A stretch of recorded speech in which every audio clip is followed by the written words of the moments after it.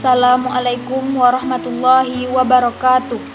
Innal hamdanillah nahmaduhu wa nasta'inuhu wa nastaghfir wa na'udzu billahi min syururi anfusina wa min sayyiati a'malina may yahdihillahu fala mudhillalah wa may yudlilhu fala hadiyalah. Asyhadu an la ilaha illallah wa asyhadu anna Muhammadar Rasulullah. Pertama dan terutama sekali, marilah kita panjatkan puji dan syukur kehadirat Allah Subhanahu wa Ta'ala. Berkat rahmat dan karunia Allah, kita masih bisa melaksanakan puasa sampai hari sekarang ini. Salawat beriringan salam, tak bosan-bosannya kita hadiahkan buat pucuk pimpinan umat Islam sedunia yang berbapakkan Abdullah, beribukan Siti Aminah, jantung hati Siti Khadijah, imam di waktu salat, panglima di waktu perang, yakninya baginda Rasulullah Muhammad sallallahu alaihi wasallam. Baiklah, pada kesempatan yang mulia ini, saya Fadilah Putri Susanti ingin menyampaikan sebuah ceramah dengan judul Cara-cara Menyikapi Berita Hoaks. Hadirin wal hadirat rahimakumullah. Sebelum kita mengetahui cara-cara menyikapi berita hoaks, alangkah lebih baiknya kita mengetahui apa itu hoaks sendiri. Dalam Kamus Besar Bahasa Indonesia, hoaks adalah berita bohong atau berita yang tidak benar. Jadi, dapat kita simpulkan bahwa berita hoaks adalah berita yang tidak benar adanya, namun dibuat benar oleh berbagai macam pihak dengan berbagai macam motivasi, alasan, dan tujuan.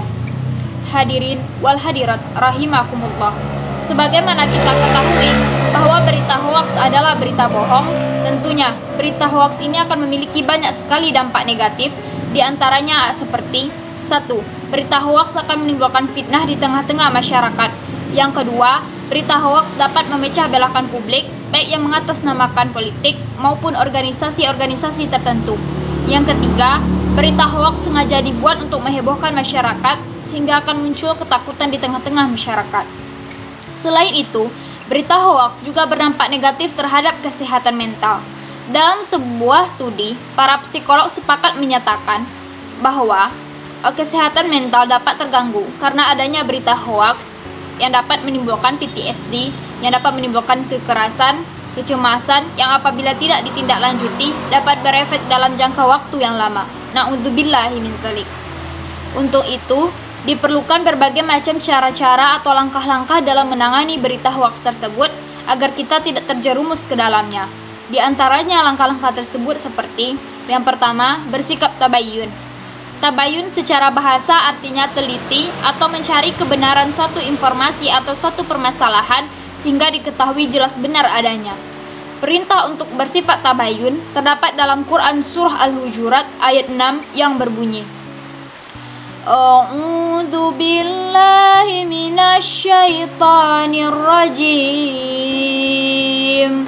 Bismillahirrahmanirrahim. Ya ayyuhalladzina amanu in ja'akum fasiqam binaba'in fatabayyanuna an tusibu qauman bijahalatin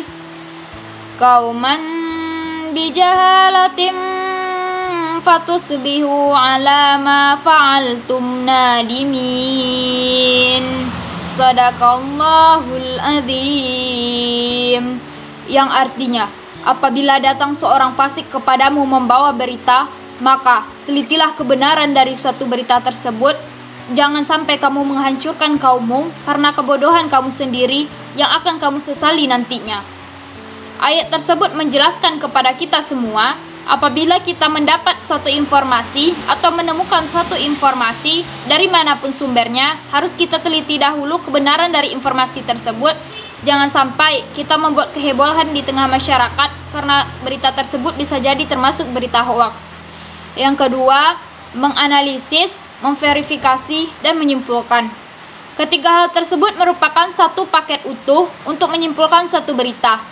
Jangan sampai seseorang menyimpulkan suatu berita tanpa memverifikasi dan menganalisis tersebut berita dahulu, karena bisa jadi berita tersebut adalah berita hoaks dan kita bisa termakan oleh berita hoaks tersebut.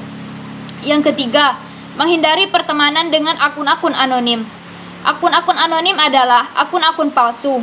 Biasanya, akun-akun ini banyak terdapat di medsos atau media sosial baik itu Facebook, Telegram, maupun Instagram. Jadi, kita harus hati-hati terhadap akun-akun seperti tersebut, yang biasanya akun tersebut dibuat oleh orang-orang yang tidak bertanggung jawab untuk sebagai ujaran kebencian dan lain sebagainya.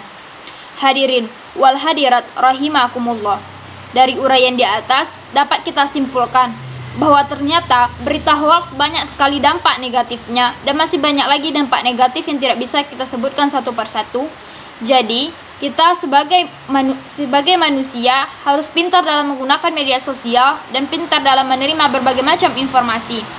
Pesan saya kepada seluruh masyarakat Indonesia dan seluruh pengguna sosial di dunia, budayakanlah sharing sebelum saring berita atau informasi. Hadirin wal hadirat rahimakumullah. Baiklah, hanya itu yang dapat saya sampaikan. Sebelum saya tutup ceramah singkat ini, izinkan saya menyampaikan sebuah pantun. Indonesia negara yang damai, rakyatnya senyum gak pernah lesu. Untuk menciptakan negara yang damai, ayo kita lawan berita palsu. Wabillahi taufik wal hidayah, warido wal inayah. Wassalamualaikum warahmatullahi wabarakatuh.